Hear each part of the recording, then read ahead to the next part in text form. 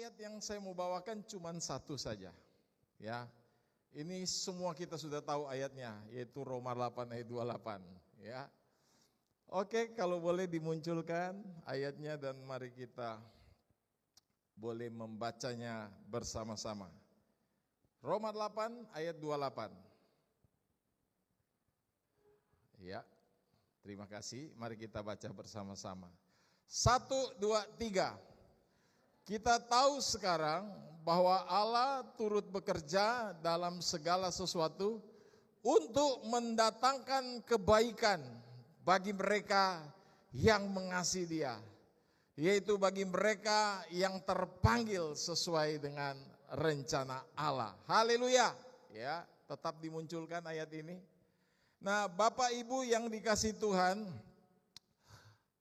hari-hari ini ya, pasca COVID, ya, rasanya badai goncangan terus ada, bahkan tambah besar. Amin.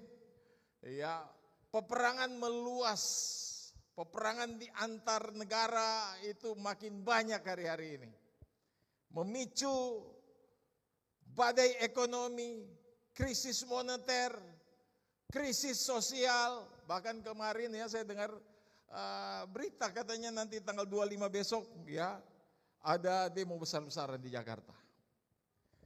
Nah, saya mau sampaikan buat kita semua kabar baik bahwa apapun goncangan yang sedang kita hadapi hari ini, ya, badai di dalam ekonomi, keuangan, ya, kesehatan dan sebagainya, seharusnya janji Tuhan ini ya, menguatkan kita. Amin. Yang percaya katakan amin. Amin. Seharusnya janji Tuhan ini menguatkan kita, karena janji Tuhan ini mengatakan begini, bahwa bagi mereka yang mengasihi Dia, siapa yang mengasihi Tuhan di sini? Bagi mereka yang mengasihi Tuhan, bagi jemaat di GBI Pekiringan Cirebon, ya. Siapa mereka itu? Didefinisikan adalah bagi mereka yang terpanggil sesuai dengan rencana Allah. Jadi janji Tuhan ini buat kita semua anak-anak Tuhan. Jadi jangan kita bawa janji Tuhan ini ke orang dunia. Ini cuma bagi kita. Bagi mereka yang mengasihi Tuhan, dikatakan begini, Tuhan akan mendatangkan kebaikan. Amin. Tuhan akan mendatangkan. Artinya di ujung-ujung gitu ya. Kan baru datang, mau mendatangkan. Di ujung-ujungnya Tuhan akan datangkan kebaikan. Lewat segala sesuatu. Enak tidak enak. Lewat penderitaan, ketidakadilan, lewat gesekan, sakit penyakit. Ya, lewat hal-hal yang tidak nyaman, bahkan kecelakaan bisa. Tapi Pak bagaimana? Yeremia 29 ayat 11 katakan rancangan Tuhan itu bukan rancangan kecelakaan, tetapi rancangan damai sejahtera. Memang ayat itu bertuliskan seperti itu, bukan rancangan kecelakaan. Tapi jangan salah mengerti, ya. Jangan salah mengerti, Tuhan tetap akan izinkan penderitaan, hal-hal yang tidak enak. Selama penderitaan itu hal-hal yang tidak enak, ujung-ujungnya mendatangkan kebaikan. Itu mendatangkan. Kata mendatangkan itu kan bukan berarti di awal. Ujung-ujungnya mendatangkan kebaikan. Kalau Tuhan lihat bagi orang yang mengasihi Tuhan, datang pencobaan, sakit penyakit, yang ujung-ujungnya mendatangkan kebaikan, Dia izinkan.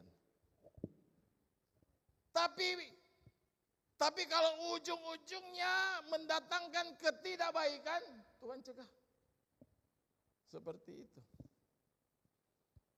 Makanya saya mau sebut satu orang, Yusuf.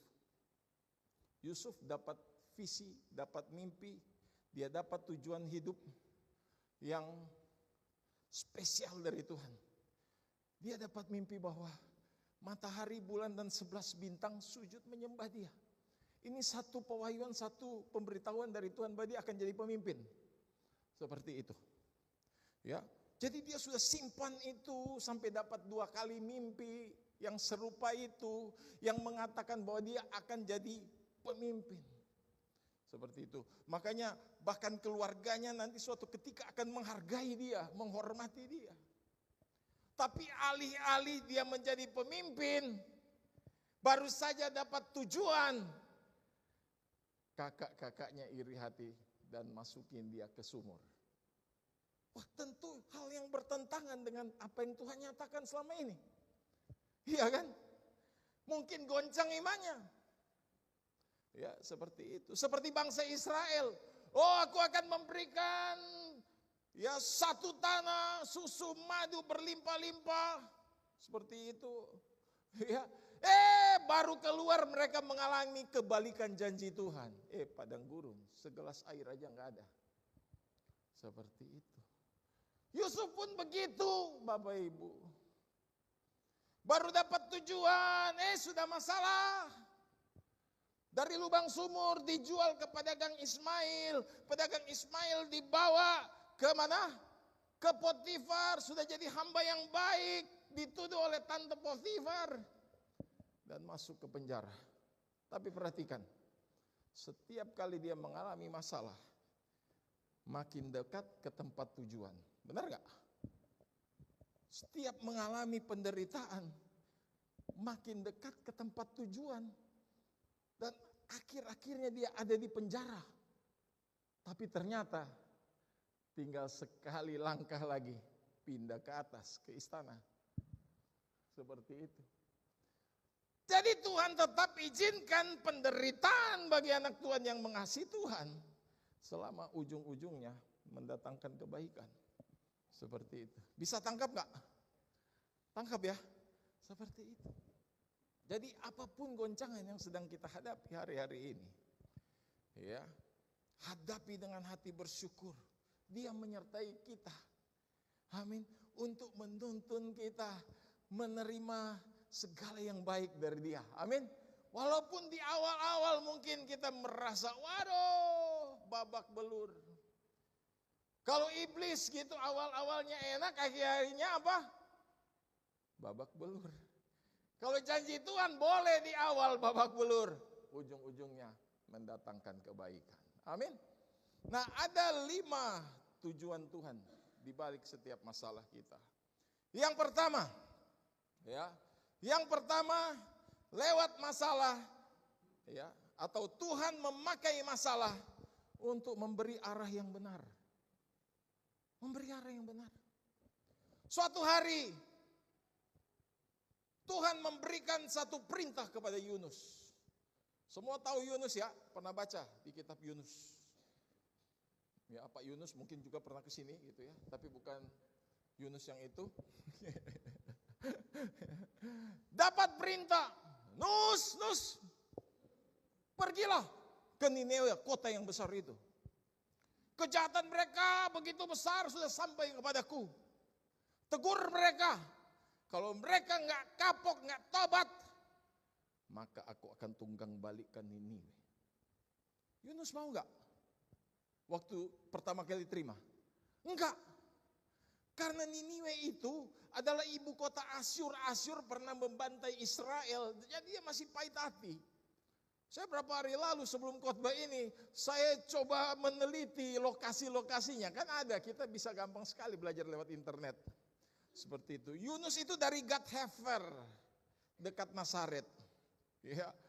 Dan dia disuruh pergi ke Niniwe, sekarang Irak, kota Mosul. Seperti itu. Tapi bukannya ke sana, karena dia kepahitan kepada Niniwe, dia malah ke sana, ke Yafo. Yafo itu Java, sekarang bagian dari Tel Aviv. Seperti itu. Jadi bertolak belakang. Tadinya dia arahnya ke sana, sekarang dia menumpang kapal dalam pemberontakannya menuju ke Yafo. Yang namanya pemberontakan, datanglah badai. Badai turun, kapal goncang, orang yang tidak berdosa ketakutan. Dan solusinya singkat, Yunus harus dibuang ke laut. Seperti itu. Ngeri banget ya Pak. Udah ngeri dibuang ke laut, datang ikan besar. palsu. Dikatakan 3 hari 3 malam dia ada di perut ikan. Saya percaya dia doa puasa itu. 3 hari 3 malam, makan apa itu? 3 hari 3 malam doa puasa Esther. Dia dicamah Tuhan di dalam kapal selam. Dan tadinya dia disuruh ke sana, dia ke sana, datang badai, arahnya berubah. Seperti itu. Tuhan memberi arah lewat masalah. Sampai di Niniwe, ikannya terbang. Dia mendarat dengan 2 kaki. Udah saya dramatisir sendiri. Dan setelah doa puasa di perut ikan itu, dia khotbahnya singkat. Ya, Niniwe akan ditunggang balikan. Cuma 1 kalimat. Niniwe akan ditunggang balikan, bertobat semuanya. Ya, itu khotbah yang paling singkat, tetapi sampai sapi, lembu, kambing, domba puasa. Gitu kan, gak makan.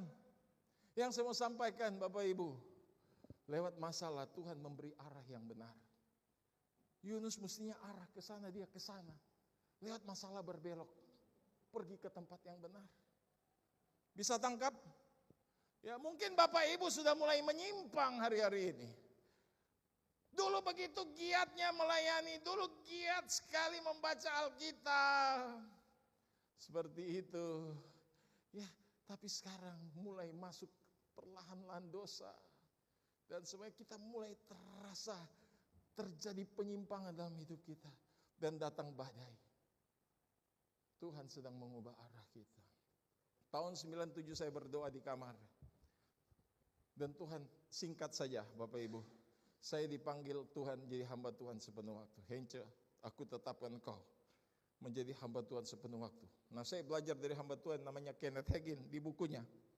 Dia bilang begini, kalau kamu mendapat tuntunan Tuhan, minta peneguhan dari beberapa hamba Tuhan. Saya minta 3. 1, 2, yang ketiga yang semua cerita. Bapak Pendeta Petrus Agung Purnomo almarhum yang terkenal. Di di persekutuan doa eklesia waktu itu saya masih juga ikut di Bandung gitu ya. Ya, sebelum dia khotbah, dia bilang begini. Saya enggak tahu kenapa. Sebelum saya khotbah, saya harus mengurapi mereka yang dipanggil Tuhan untuk menjadi hamba Tuhan sepenuh waktu. Langsung datang kepada saya dan istri, duduk di situ. Didoakan. Dia tuh nggak bilang begini, yang dapat panggilan sepenuh waktu maju ke depan. Enggak. Dia langsung datang. Doakan. Saya singkat saja, saya datang ke Pak David. Saya bilang, Pak, saya dapat panggilan Tuhan, diteguhkan 3 hamba Tuhan. Pak David bilang begini, kalau begitu Hence, kamu bikin 3 kesaksian tertulis. Kesaksian pertobatan, kesaksian pelayanan, kesaksian bagaimana kamu dapat panggilan Tuhan. Saya masukin. Ya. Tapi lama saya nggak dipanggil lagi. Saya pikir cuma beberapa hari setelah itu Pak David panggil dan kemudian saya ditempatkan di mana gitu seperti itu. Lama nggak dipanggil. Sementara itu ada teman saya yang tawarkan saya pekerjaan. Seperti itu. Wah, tertarik sekali dengan tawaran-tawaran itu kan. Seperti itu.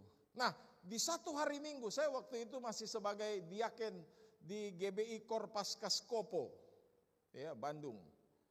Itu masih sebagai diaken, ya, setelah ibadah, waktu itu yang khotbah Pak David Cakra.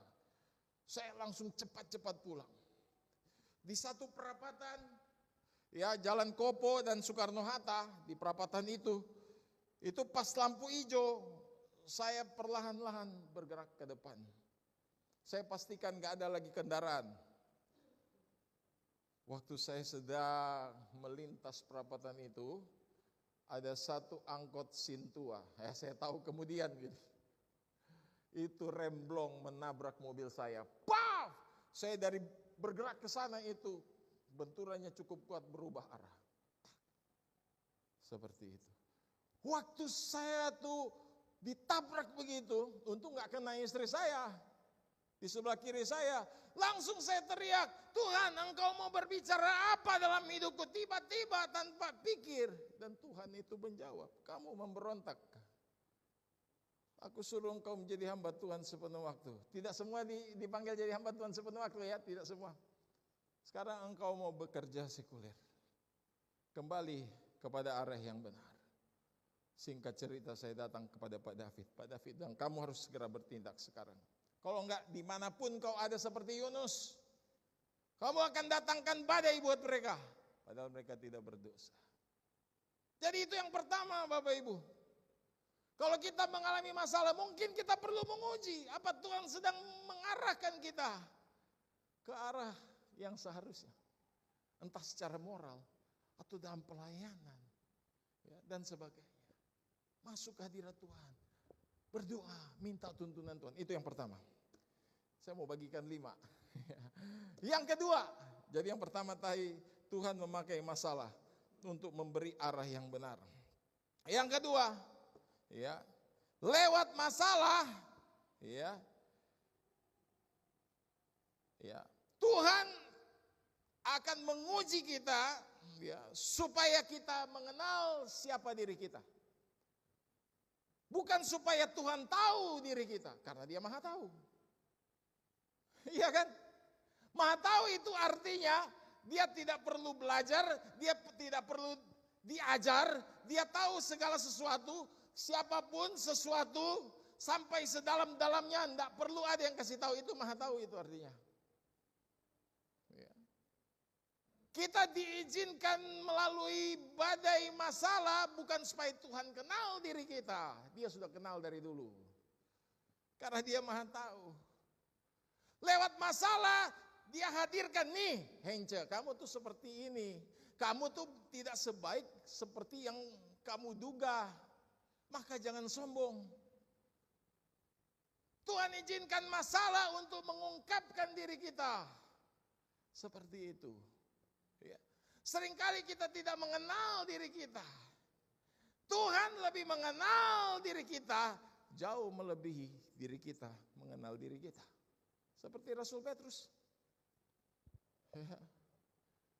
Tuhan Yesus bilang begini, terus. Sebelum ayam berkokok 2 kali, kamu sudah menyangkal aku tidakkah 3 kali? Oh tidak. Walaupun aku mati, ya, aku bersama engkau. Dia tidak kenal siapa dirinya. Sampai ujian datang. Ini orang yang bersama dengan Yesus, orang Nazaret itu. Langsung dia bersumpah-sumpah, mengutuk-ngutuk. Dia tidak kenal siapa dirinya. Sampai pada ujian yang tepat, Tuhan mengungkap, ini loh dirimu. Seperti itu. Jadi kalau kita hari-hari ini mengalami masalah, Tuhan lagi tunjukkan kelas kita. Ya. Di sekolah kita dapat pelajaran 1-2 bulan. Dan setelah itu kita diuji. Benar gak? Supaya kita tahu apakah kita sudah mengerti apa yang diajarkan guru. Apalagi matematika kan. Kalau guru sedang menerangkan kan, jadi X tambah Y sama dengan ini. Ngerti gak? Kita lihat dari tempat duduk kan, ngerti Bu? Ya, wah iya benar, kita sambil diskusi. Wah ternyata gampang, tapi pas suruh di papan sendiri, buntu. Seperti itu. Tuhan kasih ujian lewat masalah untuk mengungkap siapa diri kita. Seringkali ya, karena kita belum mengalami ujian yang tepat, kita tuh suka menghakimi orang. Wah, saya lebih baik dari dia. Saya lebih beriman dari dia. Saya lebih penuh kasih dari dia, lebih setia. Wah, dia baru datang ujian begini aja udah KO. Itu terjadi dengan saya loh. Berapa tahun lalu rekan hamba Tuhan itu bersaksi, dia itu orang baik, betul baik, beriman. Nah, suatu ketika datang badai, kesehatannya terganggu. Kena jantungnya. Dan dia bersaksi, dia bilang dia sedemikian lemah. Sampai-sampai dia sudah pengen mati. Saya kaget waktu dia bilang begitu. Orang yang beriman Kok seperti itu?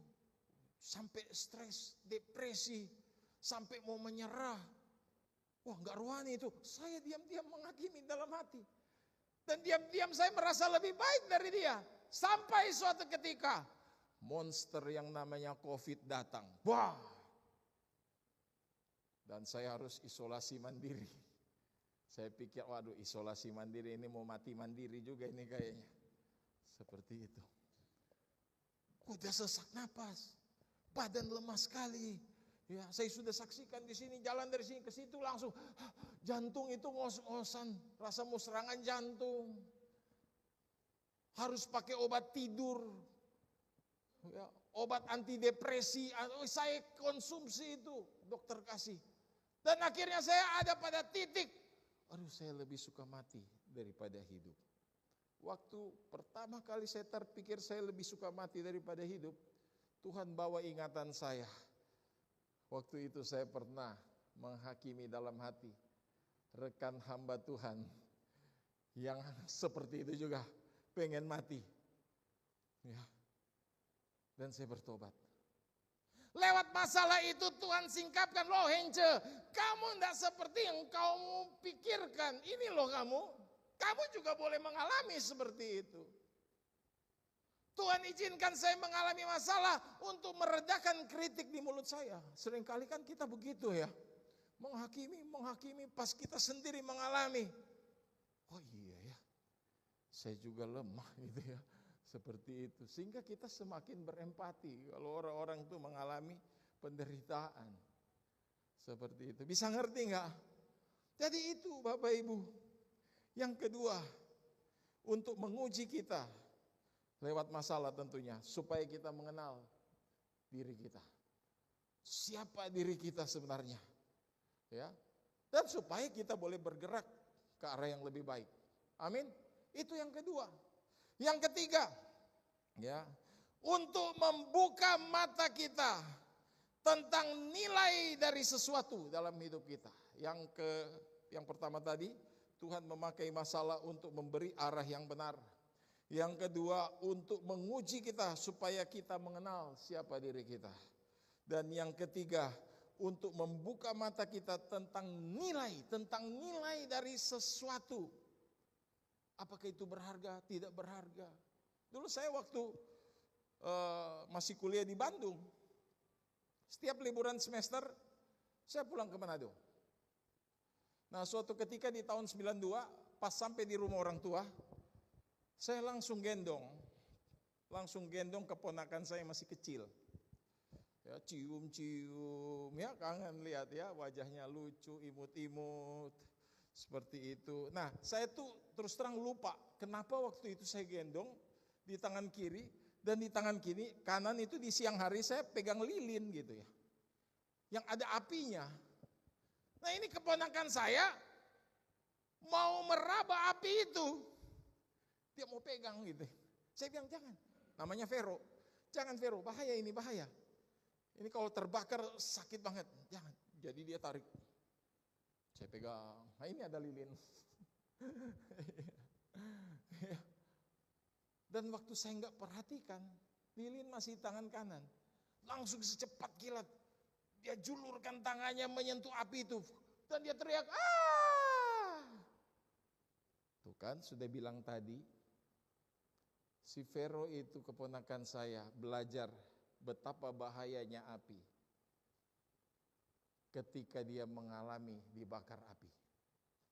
Waktu saya larang, dia nggak mengerti. Kita belajar perkara rohani dari sini kan, dari Alkitab ini ya. Ya, ini Alkitab cuma perjanjian baru. Ya, karena cuma Roma 8 ayat 28 yang mau dibaca, ya saya bawa perjanjian baru saja.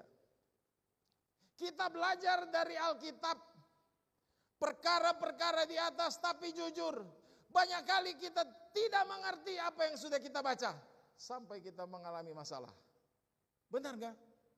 Seperti itu. Ya. Tuhan izinkan kita mengalami masalah untuk mengungkapkan nilai dari sesuatu, nilai dari seseorang. Amin. Ya, terkadang kita baru menghargai sesuatu saat sudah kehilangan sesuatu itu. Ya, di Bandung waktu saya masih melayani di sana, ada suami istri bertengkar terus. Bertengkar, wah ribut terus. Waktu suaminya mati, dia nangis. Dia sedih banget. Sampai di pemakaman dia tuh mau masuk ke dalam makam. Saya mau dikubur bersama dia. Ditahan. Tapi dia ngotot. Karena dia ngotot, akhirnya pendetanya bilang begini. Ya udah masuk aja.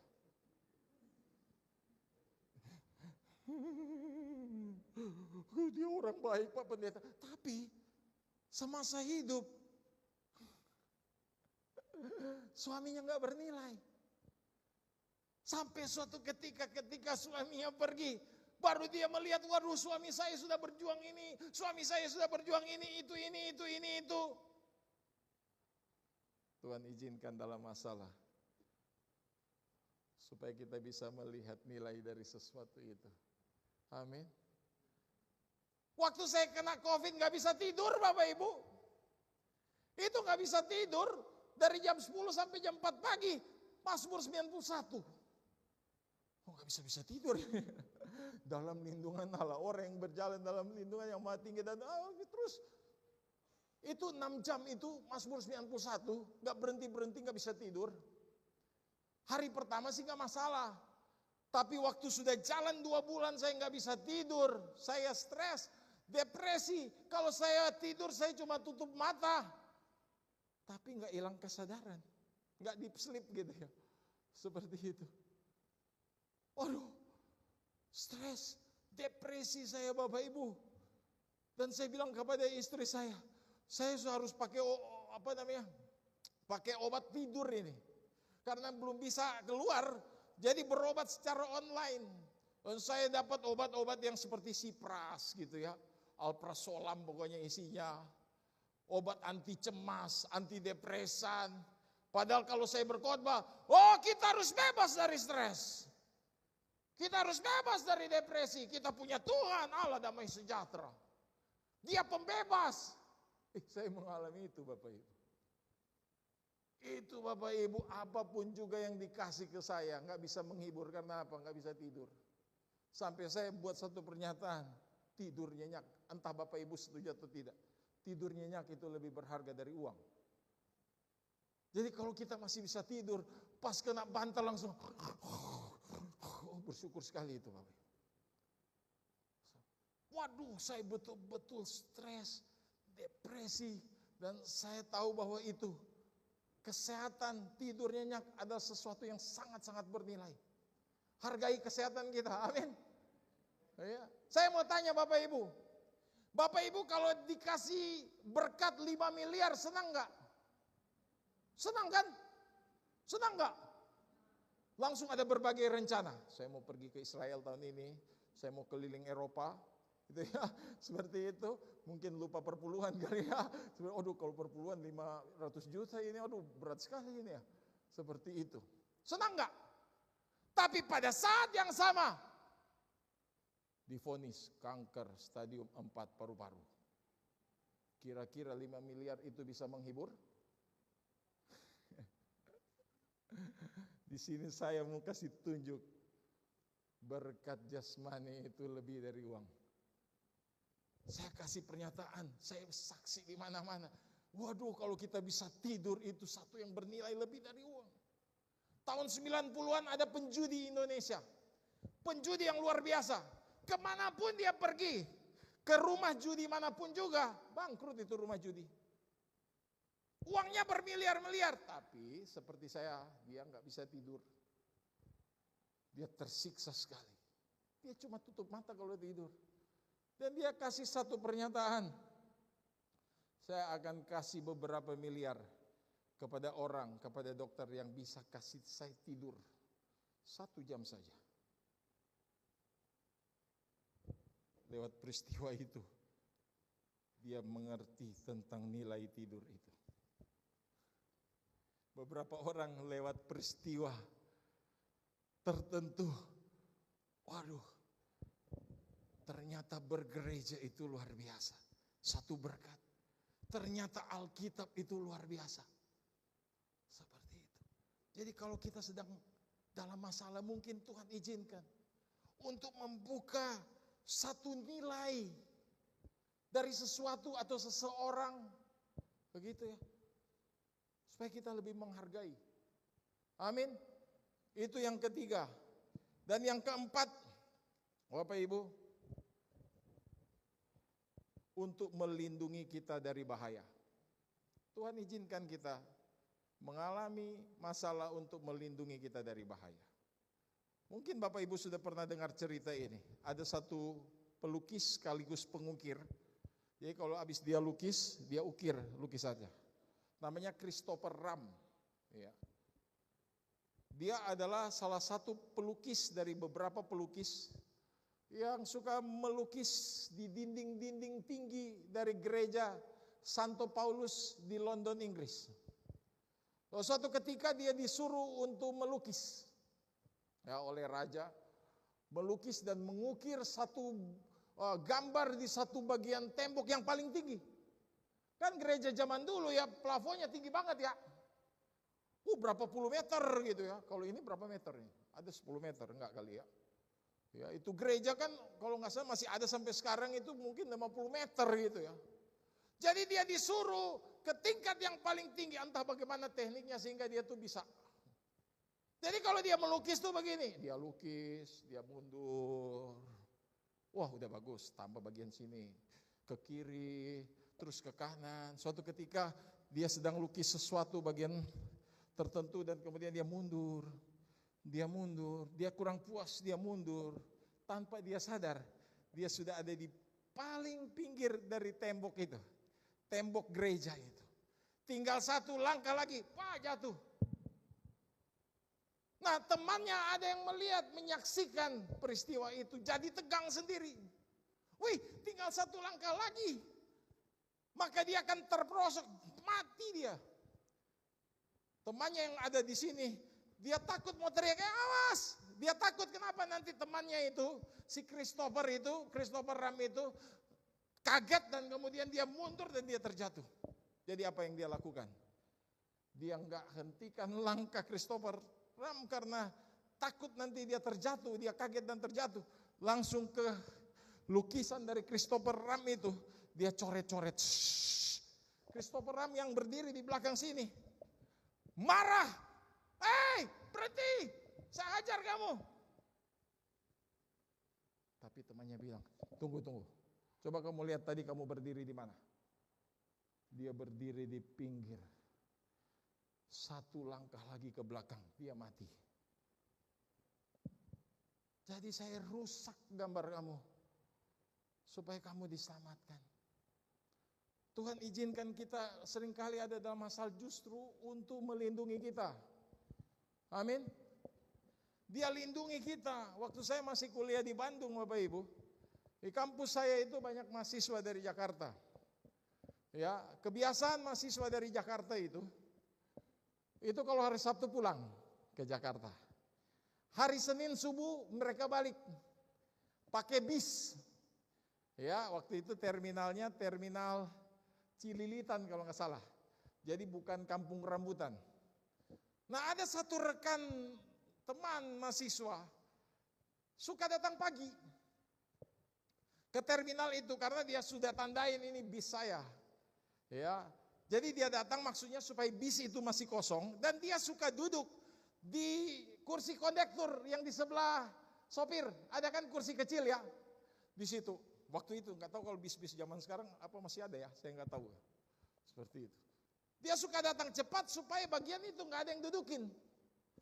Dan kemudian dia datang tepat masih kosong, dia duduk di situ sambil menunggu semua tempat duduk terisi. Nah, waktu hampir penuh, ada nenek-nenek datang.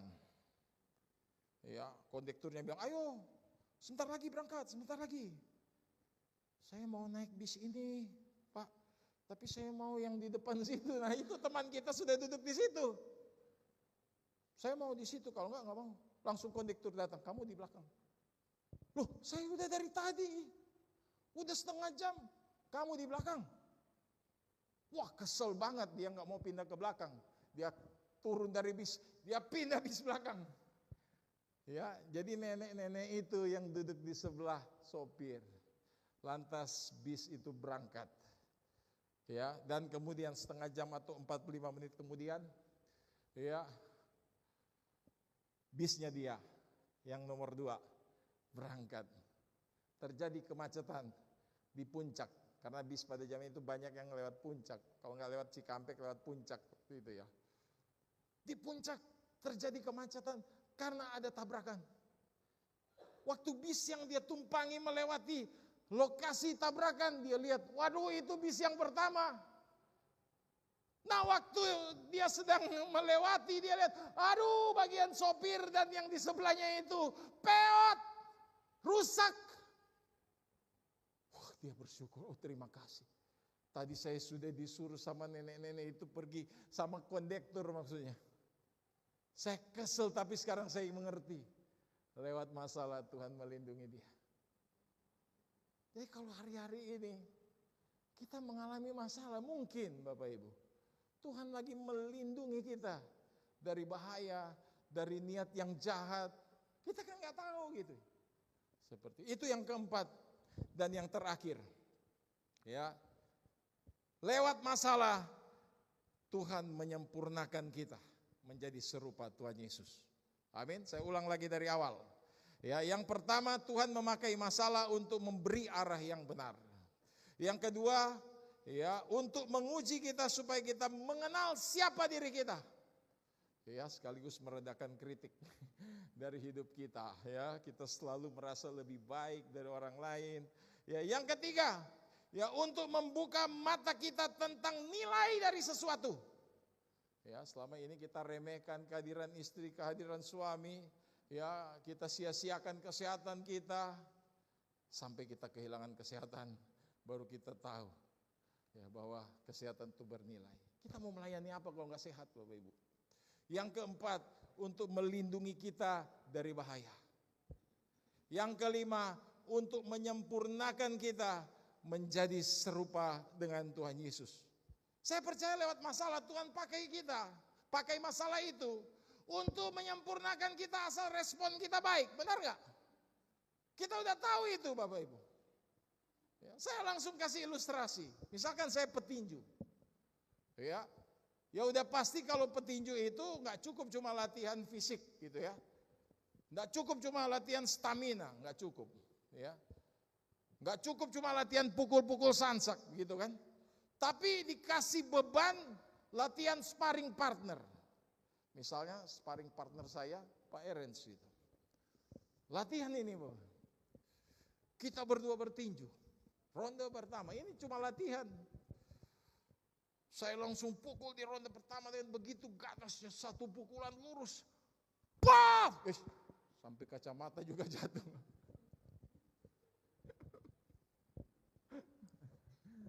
Terkapar dia. Wih, saya langsung tahu. Wah, kelebihan saya ini tangan kiri saya ini. Paf, jatuh. Dia bangkit lagi. Kemudian kita bertinju lagi. Ronde ketiga saya sudah ngos-ngosan. Dia pukul saya babak belur. Paf, paf, paf. Saya KO. Jadi lewat masalah ternyata saya jadi tahu kelebihan saya. Benar nggak? Pukulan saya kuat, tangan kiri. Tapi saya juga jadi tahu kelemahan saya, staminanya kurang. Jadi lewat latihan, ya, kita tuh jadi tahu kelebihan dan kekurangan kita. Sekaligus kita jadi tahu, jadi bijak apa yang harus dilatih. Benar nggak? Apa yang harus dibangun dari hidup kita. Dan ketika kita memasuki pertandingan yang sesungguhnya, kita lebih bijak. Tidak bertinju asal-asalan langsung habisin tenaga di ronde pertama. Dan tidak meremehkan lawan. Lewat latihan kita disempurnakan. Begitu juga lewat masalah Bapak Ibu, itu semuanya latihan. Untuk menyempurnakan kita. Amin. Menyempurnakan kita seperti Thomas Alva Edison, ya kita semua udah tahu lah. Dia pada percobaan ke 1000 baru dapat lampu pijar.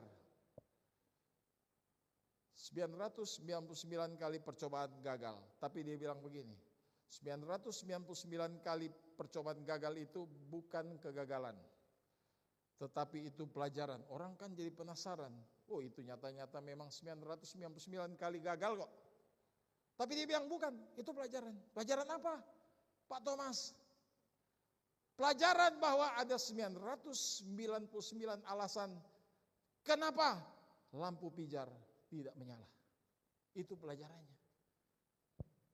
Kegagalan yang dia lihat sebagai pelajaran membuat dia terus mengadakan percobaan, akhirnya berhasil.